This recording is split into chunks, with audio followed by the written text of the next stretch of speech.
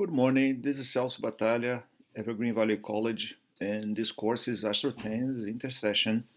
And I would like to go over the main aspects of this course and let you know what you need to do to succeed in this course and what type of assessments I will have in this course. First of all, you should be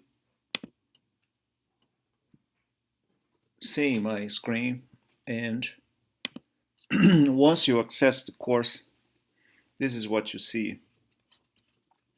You are introduced uh, to the main features of this course. So there is a welcome calling. Um, if you want to review the orientation, you can click this link. And as of now, I have an old orientation from fall 17. So I pull up a new one there once we are done with this orientation. To get a start, you can go straight to the modules, and the course is divided in modules, and as of now there are 5. Let me show them. So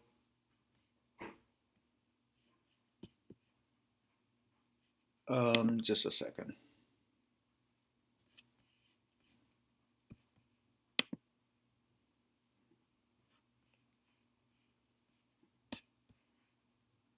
There you go. So there are 5 modules, and they are one with the orientation, and the second item in the first module is the syllabus, the course syllabus, which I will show in a second. And then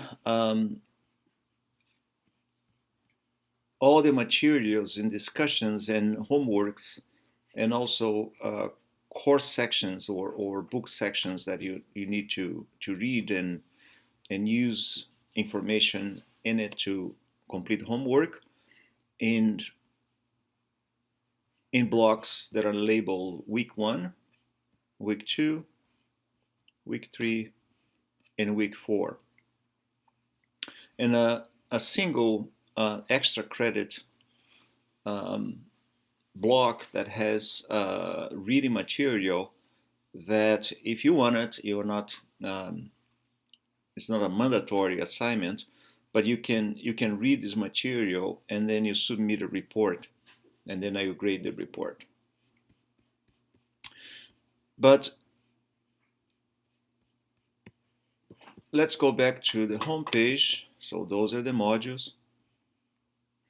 Syllabus also, I included a link to syllabus in the home page. So if you want any update with you in the course, since this course will last for 1 month, I doubt it there will be a lot of changes in the syllabus, but if they are, I will announce to the entire class, and I will also upload an updated version of it, and the link can be found here.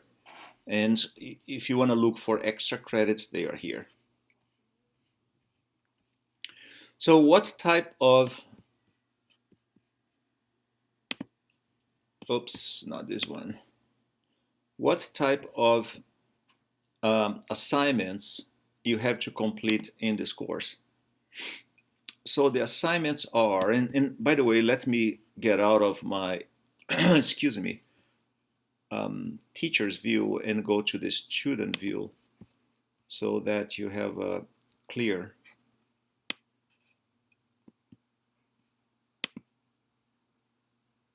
There you go.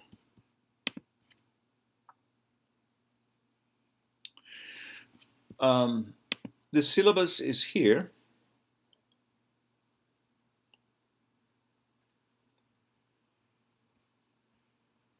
And the first part of it is, how can you find me?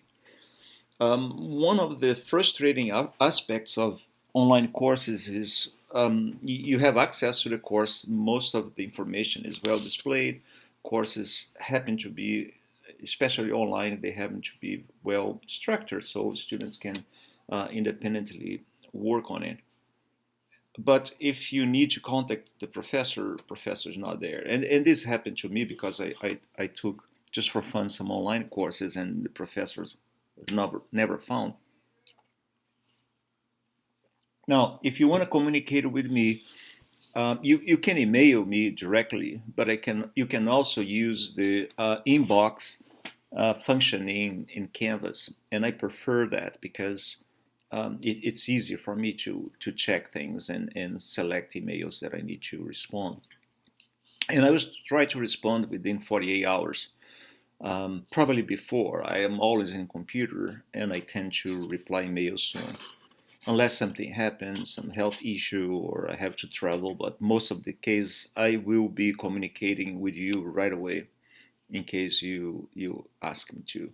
Now, in intersection, we are not supposed to host face-to-face office hours, but I will do have encounters with you and every day from 7 to 8 p.m. So these are the equivalent to what you would get in case you had enrolled in this class in a face-to-face setting. In a face-to-face setting, probably you would have classes Monday through Thursday, 1 or 2 hours class, and I'm hosting this encounter in 1 hour. So in that hour, I will pretty much lecture over the subject. If you want to stop and ask questions, that would be great. But I will pretty much lecture the course content during that hour, and I will try to illustrate with some simulations and animations. So that will be easier for you to follow the materials along in case you have time. Now, you don't need to be in, in the chat room at that time because I will tape it and I will upload the taped video, and then you can watch whenever you want. But anyways, I will have this chat room open on weekdays from 7 to 8 p.m. Monday, Tuesday, Wednesday, and Thursday. Now, if you want to discuss some personal issue regarding to the course, you can always set an appointment, and I can open a Zoom chat room, an independent Zoom chat room with you at a convenient time for both of us. Grades, there are discussion materials that I will talk about in a second. And there are also homeworks, there are midterms. Now, midterms and homeworks, they are graded automatically by Canvas. And I oversee all the grading within 1 day or so. And I try to give you the most updated grade you have a day or two after you complete your midterm. But discussions require me to read what you post, and especially the group discussions. You have to read it and then grade it according to a rubric, and also to add comments so that you can improve the material posted and get a better grade. So, but basically, I would try every day to respond to any post you might have with respect to discussions. And I will try to provide some one-on-one comments on your printed material. And I would try to do that every day, so Monday, Tuesday, Wednesday, and Thursday. Now, most of these assignments are they have due dates, which means if you pass due dates, that's it. You cannot go back. I will not reopen because that's how the course has been structured. You have to work every day a little bit. It's not a course that you can do everything in the last 2 days of, in January, or you can just set 1 day and then do everything. You can, but that's going to be a lot of work. I mean, you cannot expect to learn the entire astronomy in 5 days in a month. It's nearly impossible. You have to read some content. You have to test your reading comprehension with homework, and you have to interact with your peers and with me so that you have some global view of what's going on with astronomy. And for that, there is no way. You have to select 1 hour or more every day to do some quality work. And I will be there with you. I'm not going to be absent. I will be there with you, but you need to invest that time. I'm telling you out front, it's not something you can let it fly, and then okay, I'm ready to work. And oh, by the way, January 25th in 2 days. It doesn't work that way. Um, but basically, I would try to have these grades up and alive so that you can follow them correctly. Um, Now, if you are enrolled, you have to keep your enrollment healthy, because I would drop students by January 3rd, which is Tuesday. No, January 2nd, we have our first day. I think, let me see, what is it?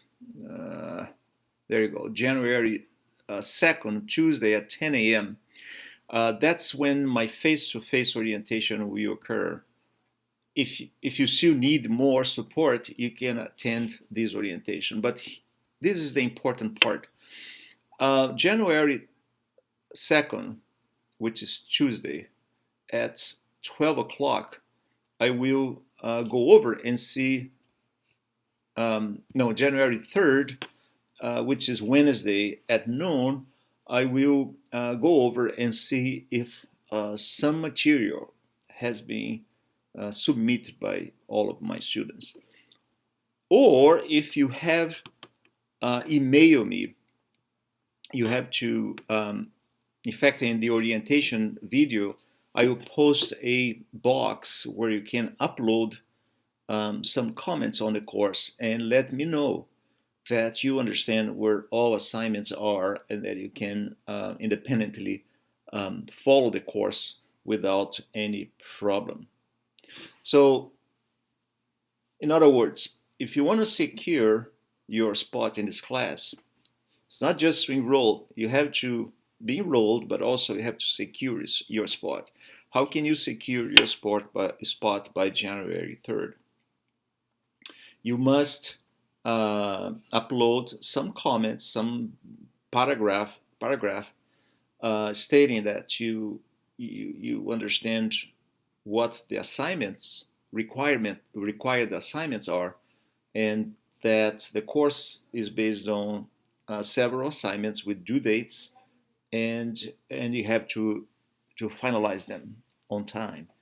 And if that is not done, you cannot be successful with the course. Just either email me. If you email me, that's good. Or you can upload a paragraph with your kind of a word saying, I know what's going on, I know what I got in, and I will try my best to be successful. And just let me know, and then I check mark that you are in the course and you are responsible for your further steps. Why do I do that? And why do I care doing that? Well, because there are a big list of students waitlisted and they want to get into the course. I cannot manage more than 60 students in the course. More than 60 students is just too much, and I can't. With the discussions and one-on-one conversations, I really can't do it. So that must be done by January 3rd. If you attend the face-to-face orientation, I will check your name right there. So I know you attended orientation and you know what's going on. Okay? Books. This is a zero-cost textbook course, meaning you're not going to spend any money with course material. You can download the book directly from the publisher, OpenStax.org, which is a project for open source materials. And you have Hewlett Packard Foundation, you have Bill Gates Foundation, lots of people putting good money for that. In my astronomy courses and physics courses, I'm using OpenStax. So I'm completely textbook free, and also you don't need to spend any money for homework, basically. But the sections, as I will show you in a second, the sections that you have to read, I embedded in Canvas. So you can go to the modules, and pretty much on day one you can read the block content that is required to be read, and then you're good with that. And if you go to the sections, if you scroll down to the end, there are some keywords that helps you to focus on important material that you need to be kind of aware. I'm assuming you don't know anything about astronomy, and you might get lost with too much information. So it's easier if instead of starting reading blankly like you're reading a novel, go to the end of the chapter and then highlight the bold-faced type of keywords, and then use them as a guideline through the sections. Now we have an observatory at Evergreen Valley College, and we have a stargazing meeting January 12th. That's a Friday, beginning at 7 p.m. You are welcome to attend. It's going to be fun and cold, and I might have some extra credit activity related to observations, but I have to upload it. So far I have not. But if I do upload, you can visit the observatory and complete some observations up there and send me a report. Now, what are you going to be learning in this course? Basically everything about astronomy, and the course is divided in three main blocks. The first one is what's going on with the night sky. I mean, I'm pretty sure you know there is day and night, and that is caused by some astronomical object called sun, is a star. And also you might have noticed there is some other object in the sky, is the moon, but it's not in the same place all the time, it's not the same shape all the time, and keeps switching position on an hourly basis and sometimes on a daily basis. So why is that? So the first block, you're going to learn what is out there in the sky we can see visually, and a little bit of the historical development that we had up to the moment that we built the knowledge we now can pass on. So that is the first block, and that goes all the way to and includes not only what we can observe in the night sky, but also the tools astronomers use to discover celestial objects and to bring about knowledge about these objects. And the tools are spectroscopy and photometry, which are basically tools that you don't need to go to galaxies and quasars and black holes and visit these objects in order to find out what they are, but you just capture with telescopes, you capture the light that has interacted either with the object or with the vicinity, with the material, the environment where these objects are, and light gets information, and information is imprinted in light, and then astronomers can collect this light and then learn about it, learn about those objects without going there, which is pretty cool.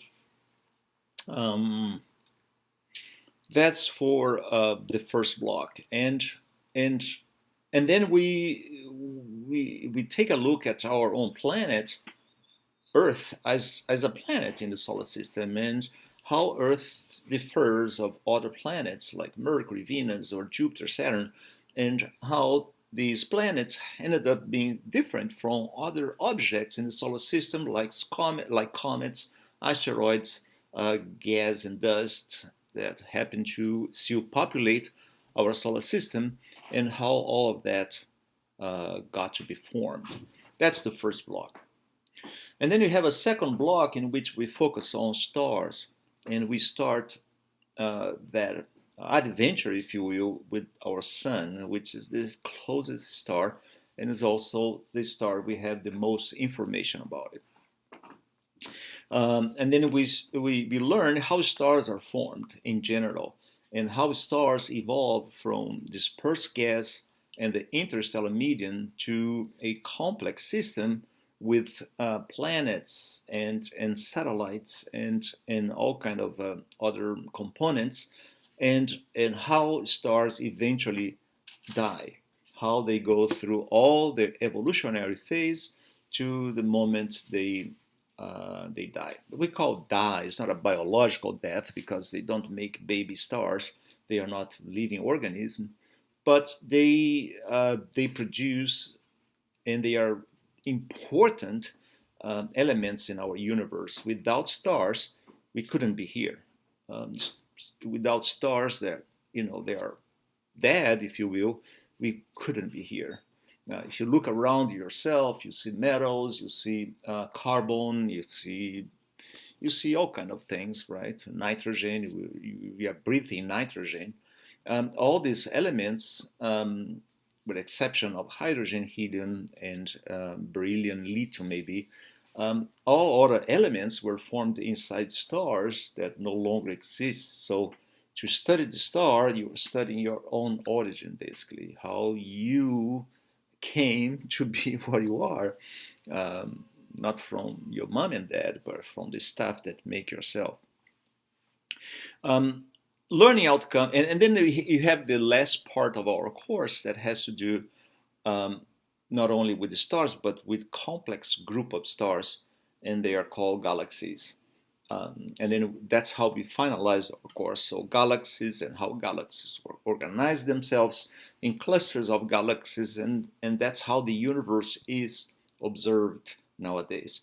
Is a string of superclusters of galaxies around voids, and we observe this thing just expanding, it's just growing. The universe is growing as much as we observe. Now, learning outcome. We do have basic learning outcomes, and you are going to be assessed on these learning outcomes, so make sure you read them. And the course is on Canvas, and your syllabus has instructions on how to access Canvas.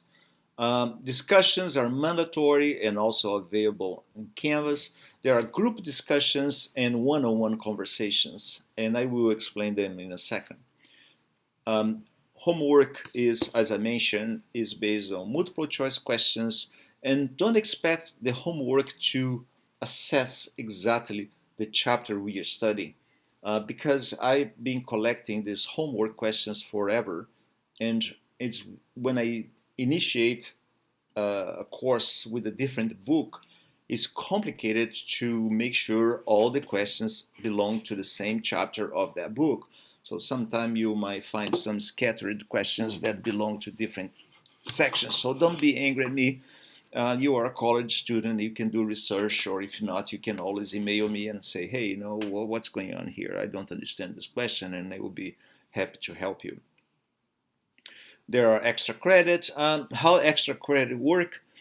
You accumulate, you sum all the extra credit points, and then once I have all this budget done, I normalize to the highest score in the class.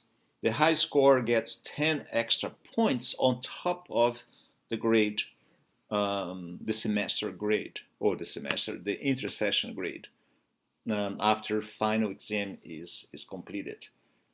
So basically, the more extra credit you do, the better. If you don't do anything, no problem. Nothing's gonna affect you.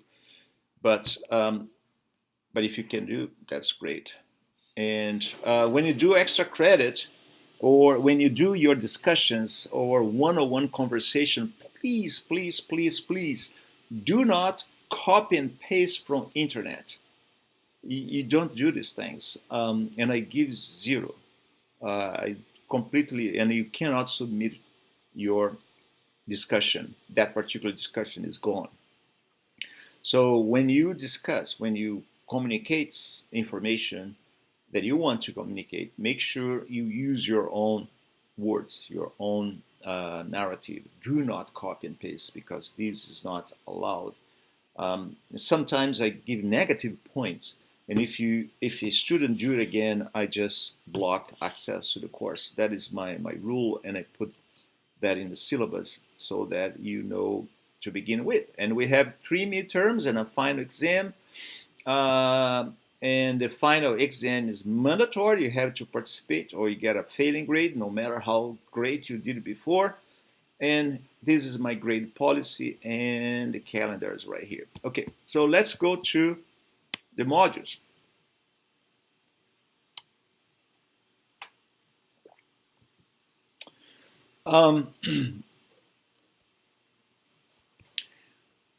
Each week you have a group discussion and you have to try to get the highest point possible, 10 points. So the group discussion, first one, astronomy versus astrology. Oops.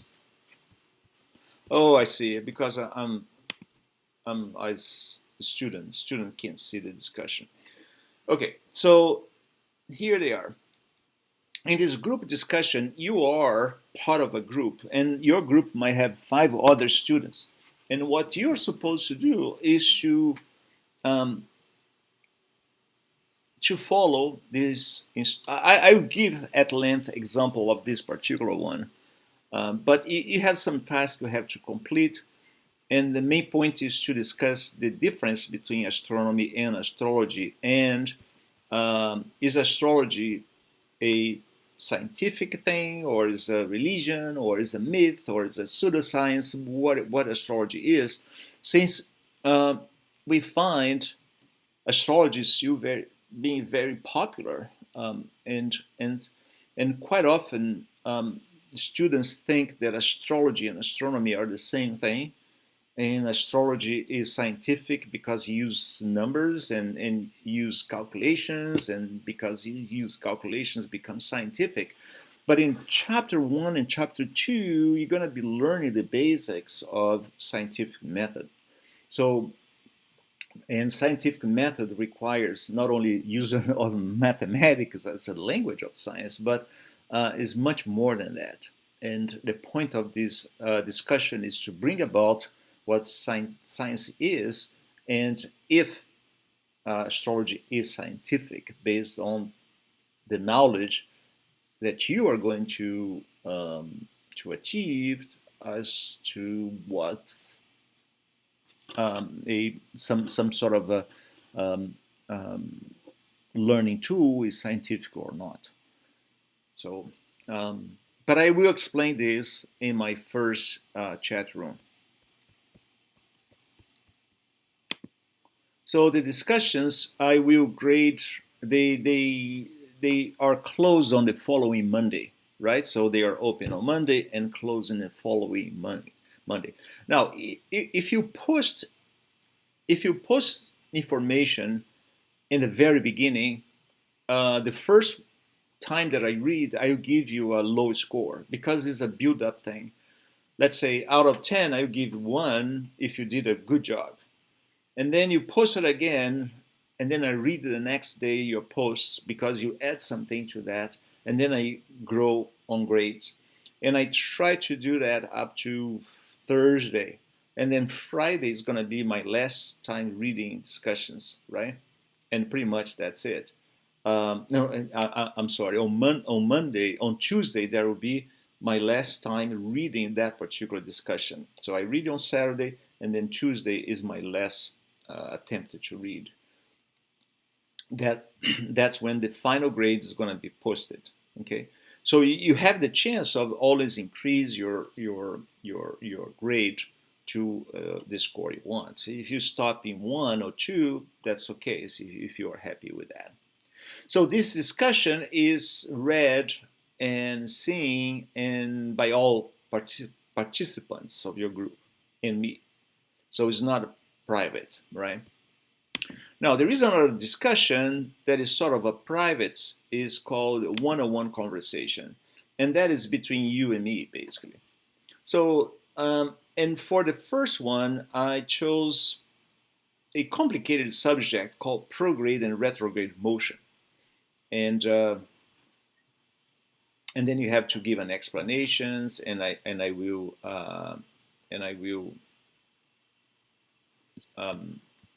use the same criteria, something that we keep building as we go. Okay, and also it closes on Monday. So one is public, sort of. The other one is more private. Private in the sense that I would talk directly to you. If you did something that is not right, I will correct. Hey, this is not right. How can you say that? Which I usually don't do in a public setting. Here is the chapter in January 2 and 3. You should read chapter 1 all. And homework is multiple choice. And I don't think I can see it.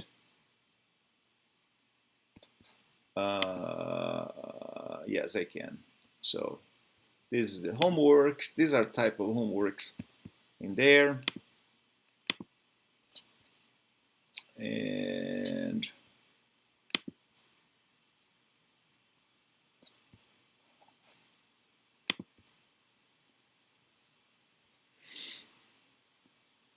homework, more homework. So in the first week, you have one homework, 2, 3, and 4 homeworks to complete in the first week. And January 8th, that is when your first midterm comes. So January 8th is Monday. So all this material has to be kind of assimilated for your first midterm. So the midterm is remotely proctored, and that's going to be on January 8th, which is Monday. So I will be at Evergreen on a certain time of the day, probably at noon, and I will, if you wanna, you can do the face-to-face exam with me, and I will post exactly the room and the place, the room and the time when this happens. But this midterm is also remotely proctored as long as you have a Chrome browser, a Google Chrome browser, and your computer has a camera. Because what you do, you follow the extension and install in your computer. And I don't think you need to install, but you can follow the dialogue that arises when you initiate the exam, and you have to show your student ID.